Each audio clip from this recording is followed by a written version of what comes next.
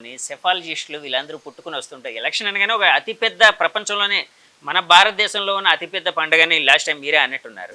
అవును. సెఫాలజిస్టులు వీళ్ళందరూ వస్తూ ఉంటారు. రకరకాల ఎగ్జిట్ పోల్స్ ఇచ్చారు. ఈసారి ఎగ్జిట్ పోల్స్ చాలా మటుకు పాత గవర్నమెంట్ వైసీపీ ఎలాగైనా ఇక్కడ ఫామ్ చేయబోతుందన్నారు. కొన్ని ఎగ్జిట్ పోల్స్ ఏంటంటే టీడీపీకి వచ్చే అవకాశం ఉందని కూడా అన్నారు. అప్పుడు పరస్పర ఆరోపణలు కూడా జరిగాయి. అది పెయిడ్ అంటే ఇది పెయిడ్, ఇది పెయిడ్ అంటే అది పెయిడ్ అని రకరకాలుగా. వీళ్ళ మధ్య ఒక మెగాస్టార్ వచ్చాడు. కేకే కిరణ్ కొండేటి అనే ఒక వ్యక్తి. కేకే అనే కూడా ఆయన 151 అని చెప్పారు. ఎస్, అవునండి. 2019లో చెప్పారు. ఈసారి 161 అన్నట్టుగా ఉంది. 161, 3 పెరిగాయి. 3 పెరిగాయి. సార్, ఆయన 2019లో చెప్పినప్పుడు అంటే టీడీపీ పార్టీ 20 సీట్లకి కన్ఫైన్ కాబోతుంది, వైసీపీ 151 సంథింగ్ ఏదో రాబోతుందని చెప్పినప్పుడు చాలామంది విమర్శించారు. అట్లాగే ఇప్పుడు 161 చెప్పారు టీడీ. యాక్చువల్గా ఆయన చెప్పిన ఒక అద్భుతమైన విషయం ఏంటంటే అండి, జనసేన పార్టీ 21కి 21 గెలుచుకోబోతుంది, వైసీపీకి ప్రతిపక్ష హోదా రాదు, ఇవన్నీ ఆయన చెప్పినవండి. ఆ రోజు చెప్పారు. అలాగే కూటమి 161 సీట్లు గెలుచుకోబోతుంది అన్నారు. ఇప్పుడు ఒక 3 సీట్లు ఎక్స్ట్రా గెలుచుకుంది, 164. సో ఆ వ్యక్తి అంటే అవన్నీ మీరు చూసే ఉంటారు, మీరు కూడా గమనించే ఉంటారు. దాన్ని పరిశీలిస్తే ఏమనిపించిందండి ఆయన కోసం కానీ, లేకపోతే ఆ విశ్లేషణ కోసం? అంటే మనం ఈ సెఫాలజీలో కానీ ఎగ్జిట్ పోల్స్ కానీ ఎంత సైంటిఫిక్గా చేస్తామన్న దాని మీద రిజల్ట్స్ ఆధారపడి ఉంటాయి. ఎందుకంటే ఈ ఎగ్జిట్ పోల్ చేసేవాళ్ళు ఎవరు కూడా ఎంతమందిని మేము అడిగాము, మా శాంపుల్ సైజ్ ఎంత, పార్లమెంట్ నియోజకవర్గంలో ఎంతమంది మహిళలు, ఎంతమంది పురుషులు, తర్వాత ఎంతమంది యువతరం, ఆ తర్వాత అర్బన్ ఎంత, రూరల్ ఎంత, ఈ స్టాటిస్టిక్స్ ఎవరు ఇవ్వరు. వాళ్ళు 100 మందిని ప్రశ్నించారా, 1000 మందిని ప్రశ్నించారా, 2 లక్షల మంది ప్రశ్నించారా, ఎక్కడా కూడా లేదు. ఎప్పుడైతే మన శాంపుల్ సైజ్ పెరుగుతుందో మనము రియాలిటీకి దగ్గరగా వెళతాం. సో నేను అనుకోవడం కేకే గారు ఎవరైతే ఉన్నారో వారి కిరణ్ గారు అనుకుంటారు, వారి చేసిన సర్వేలో ఐ థింక్ ఒక పెద్ద టీమును పెట్టి వాళ్ళు ఎక్కువ మందిని వాళ్ళు పరిశీలించుంటారు అనుకుంటున్నాను. అవును, నేను ఆయన ఇంటర్వ్యూ కూడా చేశానండి. ఆయన ఇంటర్వ్యూ చేసి పాపులర్గా ఉన్న సంస్థలకి ప్రజలు నిజం చెప్పరు. చాలామంది ఒక్కోసారి నిజం చెప్పకపోవచ్చు, అంటే ఫోన్ వస్తుంది ఎవరి దగ్గర నుంచో, మేము పలానా సంస్థ నుంచి మాట్లాడుతున్నామండి, మీరు ఏ పార్టీకి ఓటేశారంటే ఎవరు చెప్తారండి? కానీ యాక్చువల్గా ప్రత్యక్షంగా వెళ్ళి అక్కడ ఉండి చేసి, కాబట్టి కిరణ్ కొండేటి గారు వారు ఎలాగా ఈ చేశారన్నదాన్ని కూడా ఐ థింక్ మీరు నా ఇంటర్వ్యూలో ఆయన చెప్పారండి. నేను ఆల్రెడీ ఇంటర్వ్యూ చేశాను ఆయనది. ఆయన శాంపిల్ సైజ్ కోసం కూడా అడిగినప్పుడు ఆయన ఒక మాట అన్నారు. అంటే యాక్చువల్గా శాంపిల్ సైజ్ అనేది చాలామంది రాజకీయ నాయకులు కూడా ఎన్ని శాంపిల్స్ తీసుకుంటారండి అంటూ ఉంటారు. శాంపిల్ సైజ్ ఒకటే కాదు, శాంపిల్ సైజ్ అనేది అతి ముఖ్యమైనది. కానీ దానికంటే కూడా అతి ముఖ్యమైన కొన్ని ఉన్నాయండి. అంటే ఏ వర్గాలు ఎలా ఉన్నాయి, ఎలా అంటే ఆ పర్సంటేజ్ ఎలా ఉంది అక్కడ. అంటే ఒక్కొక్క ప్రాంతానికి ఒక్కొక్క సమస్య ఉంటుంది, యూనివర్సల్ సమస్య అంటూ ఎప్పుడు ఉండదు. సో ప్రాంతాన్ని బట్టి మేము చేసామండి. మాకు కొన్ని స్లీపర్ సెల్స్ కూడా ఉన్నాయి, వాళ్ళే ఇన్ఫర్మేషన్ ఇచ్చేవారు. కొంతమంది మేము వీళ్ళందరినీ పెట్టేవాళ్ళం, వాళ్ళు వెళ్ళి జనంతో సైంటిఫిక్గా వెళ్ళారు కాబట్టి నిజానికి దగ్గరగా రాగలిగారు. ఎందుకంటే కొన్ని ఎగ్జిట్ పోల్స్ మీరు చూసుకుంటే దేశంలో కూడా చాలా ఇవే. యాక్చువల్గా మీరు చూసుకుంటే 2018వ సంవత్సరంలో ఉత్తరప్రదేశ్లో జరిగిన ఎన్నికల్లో డిమానిటైజేషన్ అప్పుడే అయింది. డిమానిటైజేషన్ అయిన తర్వాత నోట్ల రద్దు తర్వాత మొదటి ఎలక్షన్స్ వెళ్ళింది ఉత్తరప్రదేశ్. ఆ సమయంలో చెప్పింది ఈ సెఫాలజిస్టులు, ఎగ్జిట్ పోల్స్ వాళ్ళు చెప్పింది యూపీలో హంగ్ అసెంబ్లీ ఏర్పడుతుందన్నారు. అక్కడ భారతీయ జనతా పార్టీ 323 సీట్లతో వచ్చింది యోగి ఆదిత్యనాథ్ గారి ఆధ్వర్యం. అలాగా ప్రతి చోట. ఫర్ ఎగ్జాంపుల్ 2004వ సంవత్సరంలో Bharatiya Janata party India shining నినాదంతో వెళ్ళింది. అప్పుడు ఖచ్చితంగా మళ్ళీ వచ్చేస్తుందన్నారు వాజ్పేయి గారిగా. అప్పుడు రాలా, అప్పుడు మళ్ళీ యూపీఏ గవర్నమెంట్ ఏర్పడింది. కాబట్టి ఏమవుతుందంటే మీరు అన్నట్టు ఇది సైంటిఫిక్ బేస్. ఎంత ఏ నియోజకవర్గాలు, ఏ సమస్యలు, ఎటువంటి ఎవరిని మనం ప్రశ్నించాం, వీటన్నిటి మీద రియాలిటీ దగ్గరికి వెళుతూ ఉంటాం. కానీ అల్టిమేట్గా ఎగ్జిట్ పోల్స్ ఉపయోగము ఎంతవరకు ఉంటుందన్నది కూడా మనం చూస్తే చాలామంది ఈరోజు ఎవరో 30 కోట్ల బెట్టింగ్ పెట్టి ఆత్మహత్య చేసుకున్నాడని నేను పేపర్లో చదివాను. ఈ గత ప్రభుత్వం మళ్ళా వస్తుందని చెప్పేసి బెట్టింగ్ పెట్టి ఒక వ్యక్తి 30 కోట్లకు బెట్టింగ్ పెట్టి అది చేయలేక ఆత్మహత్య చేసుకున్నాడు. కాబట్టి ఎగ్జిట్ పోల్స్ అల్టిమేట్గా దేనికి ఉపయోగపడుతున్నాయి? ఎందుకంటే వెయిట్ చేయాలి, వెయిట్ చేసిన తర్వాత రిజల్ట్స్ వస్తాయి. ఆ లోపల మనకు ఉన్న ఆతృత ఏమైపోతుందో అన్న దీంతో ఎగ్జిట్ పోల్స్ అన్సైంటిఫిక్గా చేసే. అంటే మన రాష్ట్రం అభివృద్ధి పదంలో వెళ్ళడానికి కేంద్ర సహకారం అవసరం అని ఫస్ట్ నుంచి అందరూ, అంటే చంద్రబాబు నాయుడు గారు అదే చెప్తున్నారు. అసలు బీజేపీతో జత కట్టడానికి కారణమే అదని చెప్పారు ఆయన. ఎందుకంటే రేపు పొద్దున మనం వస్తే వాళ్ళు సహకారం ఉంటుంది, సో రాష్ట్రాన్ని ముందుకు తీసుకుని వెళ్ళొచ్చు అని. అంటే రాష్ట్రం అభివృద్ధి చెందడానికి ఈ ముగ్గురు కాంబినేషన్ అంటే త్రిమూర్తుల కాంబినేషన్ అనుకోవచ్చు. ఫర్ ఎగ్జాంపుల్ అంటే నేను అంటున్నానండి, చంద్రబాబు గారు, పవన్ కళ్యాణ్ గారు, మోదీ గారు త్రిమూర్తులు అనుకోండి. ఫర్ ఎగ్జాంపుల్ ఈ కాంబినేషను ముందుకు బాగా వెళ్ళడానికి, రాష్ట్రం అభివృద్ధి చెందడానికి చంద్రబాబు గారు ఇమ్మీడియట్గా ఎలాంటి సమస్యల మీద, ఎలాంటి పరిస్థితుల మీద ఫోకస్ చేస్తే బాగుంటుందని మీ ఆలోచన? ఏది ఏమైనా కూడా రాష్ట్ర అభివృద్ధి అన్నది చాలా ముఖ్యం. అంటే రాష్ట్రాన్ని పెద్ద పెట్టున అభివృద్ధి ఎలా చేయాలి అన్న దాని మీద మనం తీసుకురావాలి. దానికి ఏ రాష్ట్రమైనా ఇప్పుడు అభివృద్ధి చెందాలి అంటే పెట్టుబడులు, ఇదే one of the bottom lines. తర్వాత మంచి లా అండ్ ఆర్డర్ ఏర్పాటు చేయడం.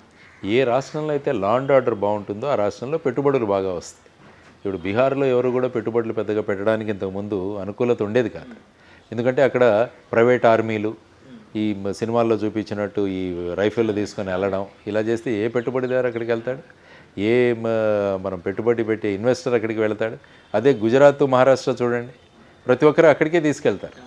ఎందుకంటే అక్కడ శాంతి భద్రతలు బాగుంటాయి. కాబట్టి ఈ రాష్ట్రంలో శాంతి భద్రతల పరిరక్షణ అన్నది నెంబర్ 1 ప్రయారిటీలో చంద్రబాబు గారు తీసుకెళ్ళారు. శాంతి భద్రతల కోసం మినిస్టర్ పెద్ద ముఖ్యం కాదు.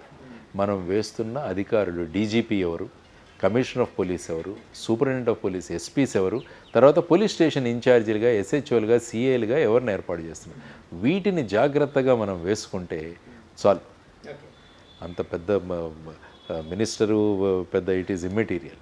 కర్తవ్యాన్ని చక్కగా చేసే పోలీస్ ఆఫీసర్లను కనుక మనం ఏ స్థాయిలో, ఏ ప్రాంతాల్లో ఎవరెవరిని ఉంచాలని కనుక నిర్ణయం తీసుకొని వేయగలిగితే, వాళ్ళు చట్టబద్ధంగా చేయడానికి మీరు ఫ్రీ హ్యాండ్ ఇస్తే బ్రహ్మాండంగా ఉంటుంది. అందుకనే ఖాకీ అనే ఒక సినిమాలో అమితాబ్ బచ్చన్ అంటాడు, ఏమంటారంటే పోలీసు సంకల్పిస్తే మీ ఇంటిలో ఒక చిన్న బొమ్మ కూడా ఎవరు దొంగతనం చేయలేడంటాడు. అంటే ఆ విధంగా అటువంటి వ్యక్తులను సరి అయిన స్థానాల్లో వాళ్ళని పెట్టాలి. లేకుంటే మన పని వీళ్ళు చేస్తారు, లేకుంటే మనకు తెలిసిన వాళ్ళు, ఈ విధమైన మొహమాటాలకు వెళ్తే ఏమవుతుందంటే ఫైనల్గా లా అండ్ ఆర్డర్ అనేది దెబ్బతింటుంది. తర్వాత క్యాడర్కి కూడా గట్టిగా చెప్పాలి. ఇప్పుడు ఏమైందంటే ఎన్నికల తర్వాత, పోలింగ్ తర్వాత ఇప్పుడు కూడా కొట్లాట్లు జరుగుతున్నాయి. ఏంటంటే మన రాష్ట్ర రెప్యుటేషన్ దెబ్బతింటుంది. ఇన్వెస్టర్లు కూడా 10 సార్లు ఆలోచిస్తారు. కాబట్టి క్యాడర్లకు కూడా, 2 పార్టీలు కూడా క్యాడర్లకు అయిపోయింది. ఇప్పుడు ప్రజల వాళ్ళు ఎన్నికల్లో వాళ్ళ అభిప్రాయం చెప్పారు, దాన్ని గౌరవించి మనం రాష్ట్ర అభివృద్ధికి అందరం కలిసి పోరాడదామని చెప్పేసి అన్న మెసేజ్ 2 పార్టీలు, అన్ని పార్టీల నుంచి కూడా వెళ్ళాలి.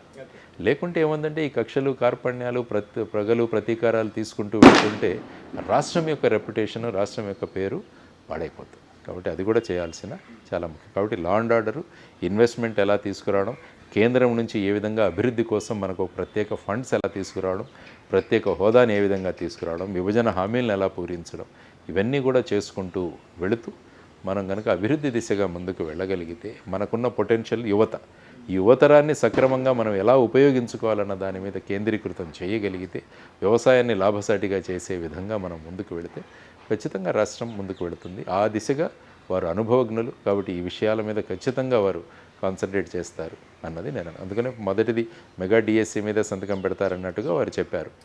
కాబట్టి అందరూ యువతరం ఎదురు చూస్తున్నారు. ఎందుకంటే డిఎస్సిలో మ్యాక్సిమం రిక్రూట్మెంట్స్ అవుతాయి, 6,000 నుంచి 10,000 వరకు కూడా అవుతాయి. సో వీటి కోసం యువతరం ఎదురు చూస్తుంది.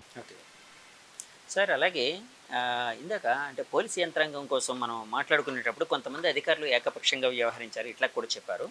సో అలాంటి వాళ్ళని పక్కన పెడితే మిగతా పోలీస్ యంత్రాంగం ఈ ఎలక్షన్ సినేరియాలోని ఎట్లా చేసింది అని మీరు అనుకుంటున్నారు? ఎలాగా సర్వీస్ చేశారని అనుకుంటున్నారు? ఎలక్షన్స్ వచ్చేసరికి ఏమంటుంటే ఎలక్షన్ కమిషన్ వాళ్ళ ప్రాధాన్యత ఉంటుంది. అందుకే అందరూ కూడా ఈ ఎలక్షన్ కమిషన్ మీద డెప్యుటేషన్లో ఉంటారు. అందుకనే మన రాష్ట్రంలో డీజీపీని కూడా మార్చి కొత్త డీజీపీని తీసుకొచ్చి, పోలీస్ యంత్రాంగం ఎలా ఉంటుందంటే ఒక్కసారి ఓవర్ నైట్లో మారిపోతుంది. పైన బాస్ ఎలా ఉన్నాడని చూసి దాన్ని బట్టి సర్దుకుంటుంది. కాబట్టి అందుకనే చెప్పాను, మంచి వ్యక్తుల్ని తీసుకొచ్చి డ్యూటీని క్రమబద్ధంగా చేసే వాళ్ళని తీసుకొచ్చి ఆయా పొజిషన్లో పెడితే ఆటోమేటిక్గా డౌన్ ది లైన్ మెషినరీ తనంతకు తానే సర్దుకుంటుంది. కాబట్టి అది అందువల్ల ఎవరైనా కొంతమంది అధికారులు ఆ పార్టీ కొమ్ము కాచారు, ఈ పార్టీ కొమ్ము కాచారు అన్న వాళ్ళ మీద కూడా చర్యలు తీసుకోవడం జరిగింది. అనేక మంది ఎస్పీలను ట్రాన్స్ఫర్ చేయడం జరిగింది, సస్పెండ్ చేయడం జరిగింది. ఆ తర్వాత సిఐలు వీళ్ళని కూడా సస్పెండ్ చేయడం జరిగింది. ఇవన్నీ కూడా జరిగాయి.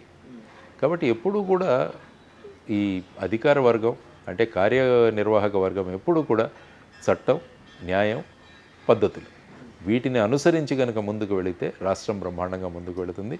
తర్వాత రాజకీయ పార్టీలు కూడా వాళ్ళ మీద అనవసరంగా ఏదైతే చట్టబద్ధం కాదో వాటి మీద ప్రెషర్ తీసుకురాకూడదు అన్నది కూడా వాళ్ళు గమనించారు. నేను అన్నది ఏంటంటే సార్, అంటే యాక్చువల్గా కొంతమంది అధికారులు ఈ బాసులు ఎవరైతే ఉన్నారో వాళ్ళని పక్కన పెడితే మిగతా యంత్రాంగం అంతా ఒక హీరోయిక్గా పనిచేస్తుందని భావించవచ్చా సార్ ఎలక్షన్ సినారియోలో? ఏంటంటే ప్రతి ఒక్కరు కూడా బాగా పని చేద్దామనే ఉంటారు, కానీ ఏంటంటే ఆ పరిస్థితులు పైనుంచి ప్రెషర్స్ వీటి వల్ల ఏంటంటే మనసును చంపుకొని పనిచేసే వాళ్ళు కూడా చాలామంది ఉంటారు.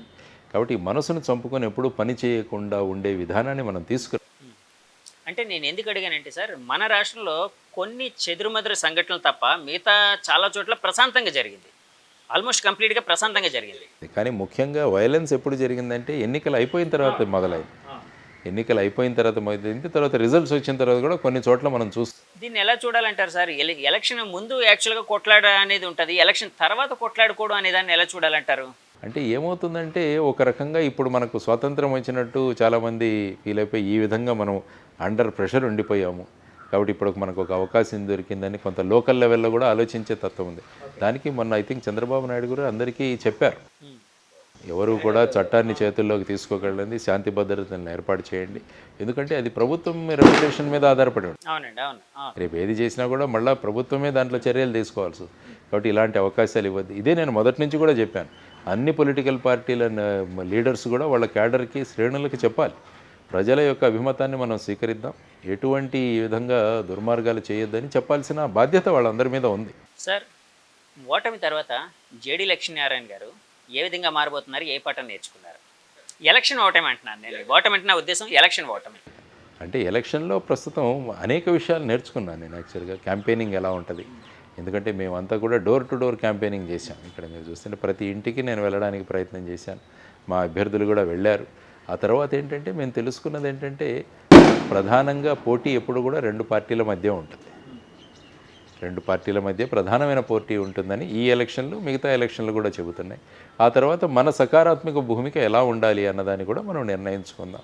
ఎప్పుడు కూడా మన ఉనికి ఎప్పుడు కూడా మన స్వప్రయోజనాల కోసం కాకుండా రాష్ట్ర హితవు కోసం ఉపయోగపడాలని కోరుకుంటున్నాను. కాబట్టి మా పార్టీలో ఉన్న మిగతా అభ్యర్థులందరితో కూడా చర్చిస్తాను, పార్టీ ప్రముఖులతో కూడా చర్చించి రాబోయే మన ప్రయాణం దేశ హితవు కోసం, రాష్ట్ర హితవు కోసం ఇంకా ఎలా మనం ముందుకు వెళ్ళగలం అన్న దాని గురించి ఆలోచిస్తూ ముందుకు వెళ్తాం. Okay sir, thank you sir, thank you very much అండి, చాలా సమయం కేటాయించారు. భారత్ వ్యూస్ చూసారు కదండి, ఇది జేడీ లక్ష్మీనారాయణ గారి అంతరంగం. ఆయన అంటే ఆఫ్టర్ ఎలక్షన్స్ జరిగిన పరిణామాల మీద ఆయన ఆలోచనల్ని, తర్వాత రాష్ట్రాభివృద్ధికి సంబంధించి ఆయన అనుకుంటున్న విషయాల్ని, ఆలోచనలు కూడా పంచుకున్నారు. అవన్నీ సీఎం గారి దగ్గరికి, చంద్రబాబు నాయుడు గారి దగ్గరికి, అలాగే పవన్ కళ్యాణ్ గారి దగ్గరికి కూడా వాళ్ళిద్దరి దగ్గరికి కూడా తీసుకుని వెళ్ళే అవకాశం ఉంది. తప్పకుండా వాళ్ళని కలుస్తానన్న ఆలోచనలు పంచుకుంటాను.